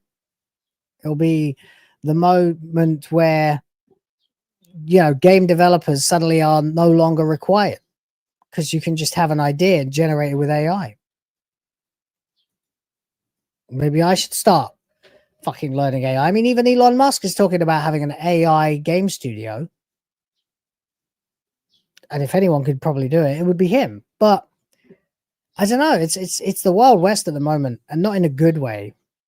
It's not really like anyone's Wild West in as much as everyone's being creative and everyone's doing their own thing and it's all very grassroots and ad hoc. It's more like everyone's afraid. Everyone's risk averse. Everyone is trying to cut costs. Everyone's trying to cut corners. And the result is nobody trusts the industry anymore. It's depressing. It's pathetic. But there you go. Anyway, that's where we're at with the AI conversation at this point anyway. Working on AI-powered PlayStation characters. All right. Yeah, crowd randomness could be a thing. Spam a lot. Yeah, maybe. I guess that would work if that's the particular game. But I mean, the only thing that springs to mind when I think of that is something like Assassin's Creed, which doesn't really ever bother with that anymore. So there's that. Sounds like the start of Terminator movies. Yeah, it does, doesn't it? Or The Matrix. But there you go. There are other things we can be doing with our time than obsessing over this. And somebody who knows that would be Sungran Studios. And I wanted to watch this because it's actually another one of these sorts of tongue-in-cheek videos that he likes to do. And it made me laugh when I sort of got wind of what he's actually trying to say here. So I haven't watched the video, but I do know what it's about. But it's called Real Talk. I'll keep making videos for you, but I must ask for a favor, which is great because, of course, that's like, you know, people hate to get on. People love to get on YouTubers for you know, enjoying getting like funded and financed directly from crowdfunding from their audience. Of course, I mean, I'm no different. Anybody else who does this is going to enjoy when they get tips or whatever and make an income from it. So you automatically think to yourself when you see this title, oh, right, he's going to say, support my Patreon. He's going to say, donate, you know, hundreds of dollars to me so I can continue to grift. But no, actually, that's not what it is. It's, of course, a Sungran Studios video. So it is going to subvert your expectations in a good way. So let's give it a watch. Hey, good to see you. Thanks for joining me. Thought it'd be good if we had a little bit of a chat here and just connect again, just person to person. You guys know that I'm not a YouTuber, right? You know that I'm just a normal. I don't know about that anymore, buddy. I'm thinking you are at least a part-time YouTuber. I'm sure you're doing quite well on ad revenue. His videos are doing great. His channel has blown up in the last year. He's doing very, very well indeed now. But yeah, he is principally a game developer who makes his own little games for Switch. So, yeah, anyway. Normal, random dude. There are people out there who properly do YouTube and they're really making a proper effort of it. They're doing all the right things, and I really respect those people for doing it properly. Hey, you know what? That's nice. That's really nice because it is popular these days to shit on YouTubers, say that they're just trying to avoid getting a real job or whatever, blah, blah, blah. No, and that's where grifter comes from, of course. But the reality is, in most cases, people have something they want to say that otherwise they'd be boring their friends with, or would be frustrated because they can't say, or no one hears them say it. Is it true Greta Thunberg is replacing RTD? I don't think so. That would be fucking funny though. Anyway. I'm only making these videos because you guys have asked me to keep making them. It's not something I'm setting out to do full time. And I understand that you guys really enjoyed the videos. I've lost track of all the people that have told me that my videos bring them a lot of positivity, that they're the highlight of their week. I mean, I've said that. This guy's stuff is really good. It's tongue in cheek. It's what the fuck, AOC to replace RTD. Oh my god. Oh no, it would just be a self-insert. Oh no, Dr. Woke would be just the tip of the iceberg. We'd be back to Dr. Karen. But anyway, yeah, so I mean, I like this guy's videos as well as everybody else, because you can get caught up in the weeds quite a lot. And since a lot of us are here, no matter what we once originally thought we would be doing on YouTube, we are here fighting the good fight, culture war stuff. Excuse me, my throat is getting very dry. Fair enough. But he does actually make like videos with a positive spin. It was really quite hilarious when he made videos about Ubisoft and stuff like that.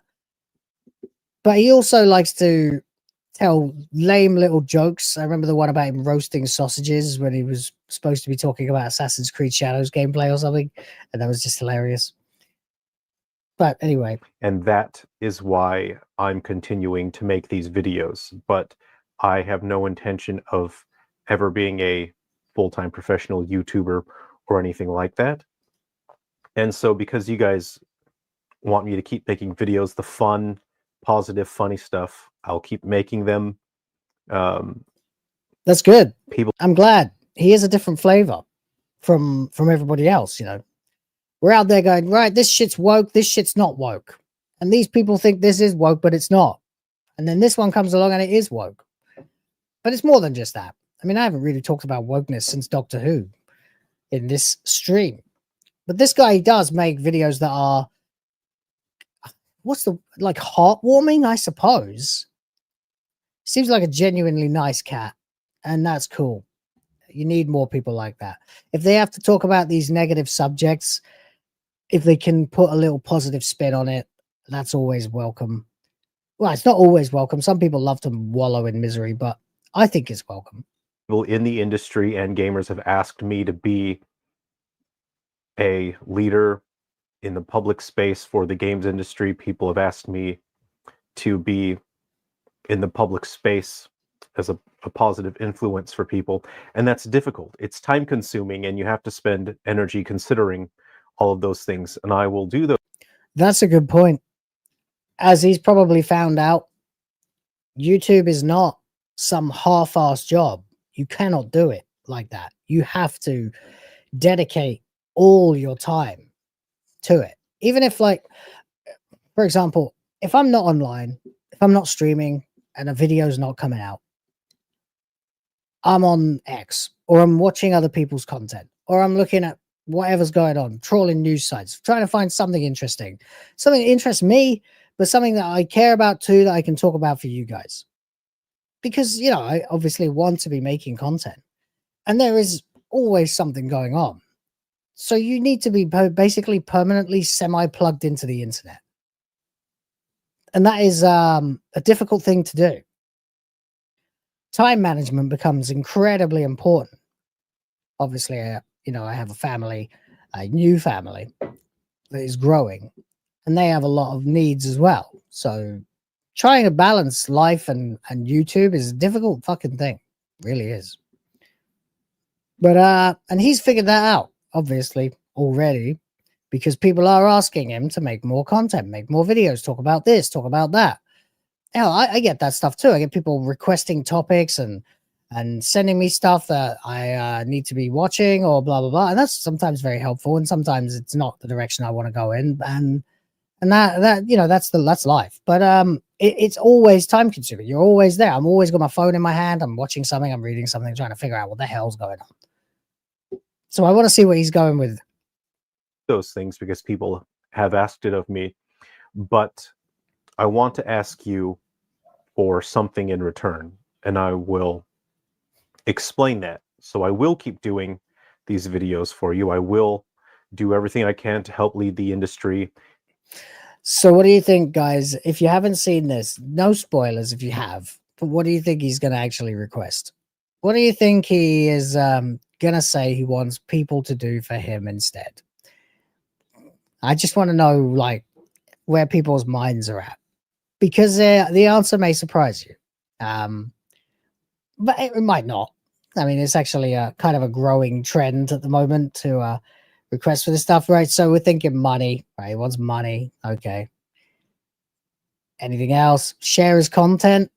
That's helpful too. Share the stream if you like. Money, money, money, money, money, money, money, of course. Yeah. Well, that's what we think. That's what I would think as well. Yeah. Please give me money. He says, please share my content out there. Please help me grow. Although he's just said that he's not particularly interested in focusing on being a YouTuber. So that kind of surprises you. Be nice. That's another good thing he would definitely ask for. And he says, latex cat suit? What the fuck? All right. You're on form today, Spamalot. All right, let's fire up. No, none of these are correct, by the way. It's much simpler than that. Here we go. Into a better direction that is healthier, that focuses on creativity and integrity as opposed to whatever. Trans rights. Yeah, right. No, I mean, the thing is, you'll either think this is a cop-out or you'll think it's actually nice. Generally, when he makes a video, he is shooting from the hip. I don't sense any bullshit about him, so... It's doing now. But I just got this weird unhinged comment on one of my other videos, and it's from someone that was complaining about a video that I made more than half a year ago about some random game called Concord. And I don't know, this person... Concord? Never heard of it. What are you talking about? That didn't come out.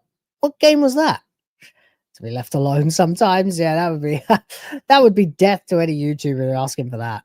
Was so unhinged. You might as well go full Review Tech USA if you're going to start doing that.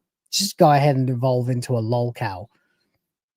And it made me really sad that this person very clearly spends their entire life on the internet, on social media, and their brain is so stunted developmentally that they're stuck, they're trapped in the mentality of a small child. So that actually is an extremely poignant thing, because I'm like approaching middle age now, and I've spent plenty of time on the internet, but I also happen to be lucky enough to have been part of the last generation of kids that became like teenagers before the internet took over completely and mobile phones were everywhere all the time. So I definitely remember a world before it.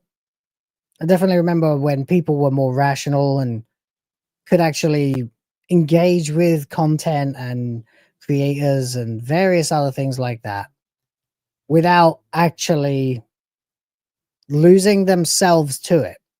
And I just literally said not 5 minutes ago that I have trouble with time management because of what I do on this platform. I spend way too much time engaging with the internet. A few extra hours a day would be nice, you know? So I think you can probably get a much better idea now what he's really going to ask. But we'll go on anyway. And what? I would have to give a cucumber a beat. Oh my God, yeah, he did do that, didn't he? That guy is exactly the kind of person that your boy here is talking about. I can't think of his actual name. You do not want to be one of these terminally online psychos, because you end up becoming a zealot or a thrall. It's important to have a frame of reference. This is why I worry about kids like being raised by the internet these days. It's important not to do that. Anyway, here we go. And I felt so terrible for this person that I've met a lot of people in my life. I've been places, I've met a lot of people. I've seen people grow and I've seen people not. And this commenter is someone that will never, ever grow to learn what happiness is. They will never find themselves. They will never see. Oof. Savage, but not intended to be. Again, the guy genuinely seems to pity this person, whoever he's talking about. The world. They will never achieve their potential. And they'll never, ever be happy because they'll be miserable. They'll waste their entire life on the internet. Yeah. It's important to do other things, you know. Fucking around. Yep. And that, I'm saying that to you, not... He never swears either. As a professional right now. I'm not speaking to you as a professional, as an educator, as... Right. What I normally conduct my videos as. I'd be a professional. But this person is going to spend their entire life fucking around and wasting their entire lives. I'm speaking to you right now just as a guy. And I think... A very concerned guy. No, I don't think it was HyvenlyJester. James Up. There you go, you see. To many of you, you sort of see me as a figure to look up to. And so I'm speaking on a person-to-person level. And so I will keep making these videos, but the thing that you have to do for me is this. I am asking you to live your life, to go outside, go out and find something beautiful to care about. Look for new things to learn about in the world. Look for things you haven't seen before. Meet people, learn to understand people, learn to listen to people who are different to you. Live different from, but correct. Yeah, there you go. See, simple. I know it sounds, to some, it might sound condescending. It might. I don't see it that way at all. Like I say, I'm lucky in my being born when I was. I had a full childhood before I ever got on the internet. I spent plenty of time playing video games, but I spent plenty of time running around outside, playing football, getting cut up, you know, getting bruised, getting stitches, meeting other kids, different cultures, messing around with girls a little bit, you know, just stuff, life. And I feel like the next generation of YouTubers are largely going to be people who've never done that, because they just got on the internet and became human memes, you know. And it's unfortunate because when you talk to people, especially the left, that they're stinging nettles, exactly, fucking hell. I once fell off some downs and like skidded down in a bunch of nettles. It was pretty grim. These are life experiences. These are life experiences that need to happen to children. And I have seen, especially here in the Philippines, where people have 5, 6, 7 kids because, you know, Catholic. They don't have time to raise them. They can't keep up with them. So they just put them on a tablet. And then you get, well, what do we see these days? Brain rot, skibbity riz, the deranged ramblings of people raised by the internet. It's a departure from a rounded, well-rounded human person. You can't listen to the takes of people who have no experience. There's no common sense in being raised by the internet, because you will end up inevitably, as many people, even my own age, have, becoming stuck in one group on the internet, like permanently looking at, like, permanently engaging with the same content over and over and over and over and over and over and over. And it's not good. I mean, I've tried to make time, like when I'm editing or when I'm working on thumbnails or something, I'm trying to watch stuff that's anything but work related. Just pure entertainment, you know? And then, even after like watching this for like a second and just skipping ahead to see what his point was to figure out whether it was worth watching this on this episode of Hyperdrive Time or not, I thought to myself, you know what? It's Wednesday. All being well, and all has been well, I will do a Suikoden stream later, make some videos, and push them out, and then I'll actually have a few hours today. I don't have WTF Live, so I'm like, I went to my wife and I said, let's go to the park. So that's what I'm going to do today. Because he's right. So I'm going to take her and the kid and we're going to go to the park. Just breathe the free air, you know? Anyway. Live your life. Your life is not here on the internet. It's not on YouTube. It's not on social media. It's absolutely not on social media. This is right. And I know, again, I'm not saying stop watching my content or anything like that. I'm not saying don't engage in the culture war, because that is fucking important, and it is a battle that is taking place on the internet, and it will have long and far-reaching repercussions outside of the internet too. It will, without question.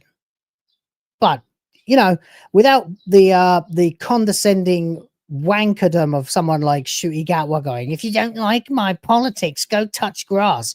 This guy's like, guys, for your own sanity, peace of mind, and human health, go touch some grass. And I think that's a message we can all get behind. That is not life. This is not living. This is not connecting with people. This is not socializing. It is mental retardation. And that is what social media is. And I see it. And it's oh, man. Yeah.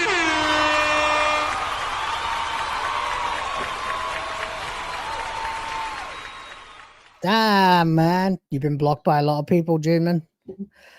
Good opportunity to go touch some grass. Even if you just sit in your back garden or somewhere and drink a bloody beer or a cup of coffee or tea or a cocktail or whatever you want. It's just nice. I genuinely wonder about some people these days when they just come raging and spurging and reeing and screeching at me on the internet. And I'm like, do you have any vitamin D, or vitamin D rather, I should say, in your body at all? Go see the sun. Breaking to have to receive comments from people who have been so deeply and permanently affected by social media. And it breaks my heart to think that those of you out there who enjoy my videos, it breaks my heart to think that those... The left are definitely the worst. There are a few on our side too, though. I see what some of them were mentioned earlier. Balance is right.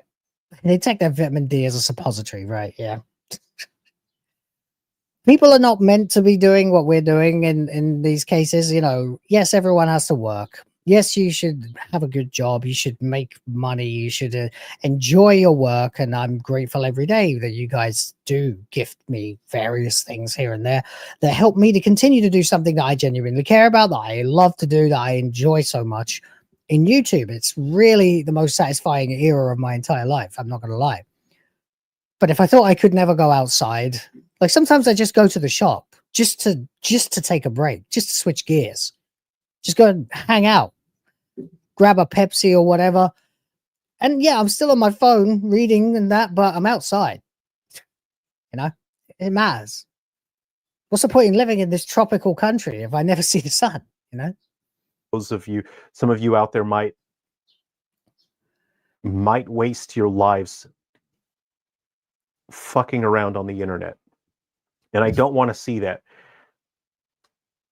So I'm asking you this. I'm asking you to live your life, to go and meet people, to go and do things, to see whatever you can of the world. Get in your car and drive, hop on a train, go somewhere, experience things, connect with people, do things you haven't done before, see things you haven't seen, learn what. And it's harder as well because, you know, people get addicted to social media.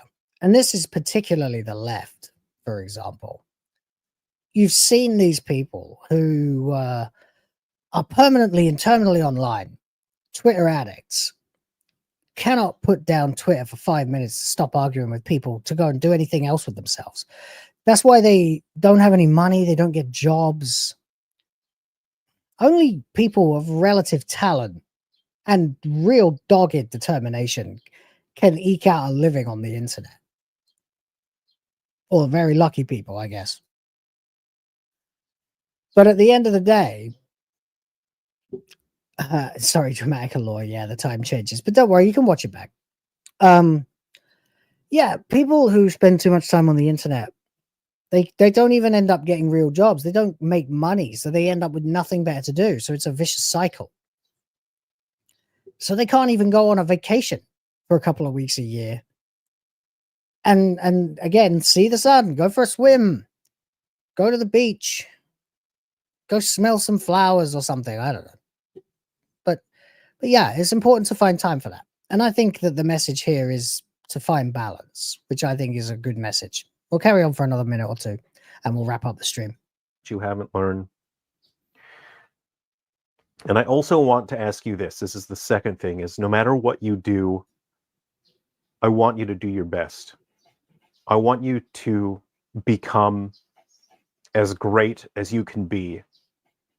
And it is difficult. It's a lot easier to sit at home on your phone. It's a lot easier to sit at home and fuck around on TikTok all day long. I really, really like the way that this guy who never swears, never gets frustrated or incendiary in any real way whatsoever, just keeps using the expression fucking around on the internet. Because honestly, when you really ask yourself, like, it's so easy to lose your train of thought and end up fucking around on the internet. It happens to me all the time. Like, I'll sit down, I'm like, right, I've got to do this, and then something will pop up and I'll be like, oh wait, let me check that. And before I know it, I've scrolled down 20 or 30 tweets and I'm like, wait, no, work, dickhead, work. And then even then, that's more time that I have wasted trying to be productive. How much time do you spend every day fucking around? Doom scrolling, right? But one day, 50 or 60 years from now, you're going to wake up and you're going to realize, oh shit, I've wasted my entire life and accomplished nothing. And I sat at home on social media and fucked around, and I've now have nothing. I've seen nothing.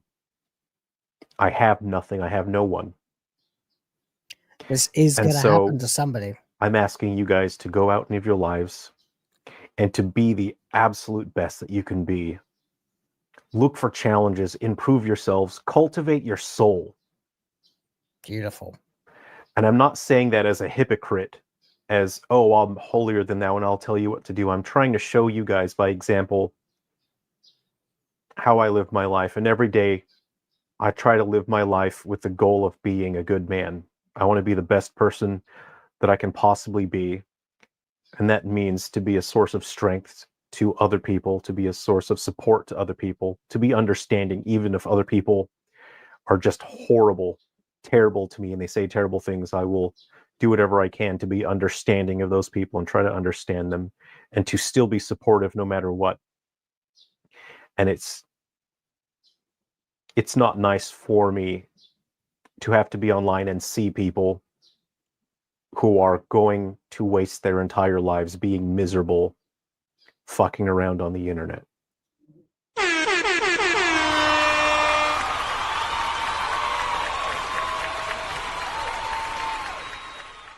Well fucking said. Well said. Yeah, that was it. And when I saw that message, I thought, you know what? Yeah. It's not always about insulting people who don't agree with you. And just because someone tells you, hey, maybe you should go touch grass, that doesn't mean fuck you, loser, get outside. Because the people who say that are the people he's discussing, the people who are terminally online, the people who cannot let go of the internet. They're the ones who are telling you, go touch grass, loser. Okay. And I'm sure you'll be here when I get back. So there you go. Do a little evaluation of yourself from time to time, folks, and see if you could be doing more to make yourself happy. That's basically all I was going to say. Hope you take something positive away from that at the end of this. Really, I've enjoyed this stream a lot. It's been one of my favorites. You guys in the chat have been fucking excellent. So shout out to you. Shout out to the mods, of course, as well. Members old and new. I appreciate you all. Thank you for filling the bar. I will be absolutely blasting through some more Suikoden for you later on. Don't worry, it's not being terminally online. I genuinely love those games. They're good for the soul, I think. But for now, I'm going to leave you. That will be it. I'll be back, of course, the same time tomorrow with another episode of pointless internet shit and hopefully something uplifting. And I'm sure you guys I'll see you in the chats on either Hypno or Smash's streams later. And I'll be back sometime later in a few hours to play some Suikoden for you. So keep an eye out for that. I've got to make some videos too. Something to entertain you fine folks. As I try to get this channel to continue to grow again. Because I spent so much time streaming, I kind of stopped making videos for a little while. And yeah, there you go. Adam knows it's time for Hypnocast. Go enjoy that. Have fun. Maybe I'll see you there. Maybe I won't. We'll find out. I'll leave you with the credits for now. Once again, thank you very, very much. And especially shout out to James Opp, Justin Davis, Andrew Fay, Adam Juneman, Justin Davis, and James Opp again. So thanks a lot, guys. Appreciate you always. And I'll catch you on the next one. Till then, here are the credits. Take care of yourselves, and I'll see you next time.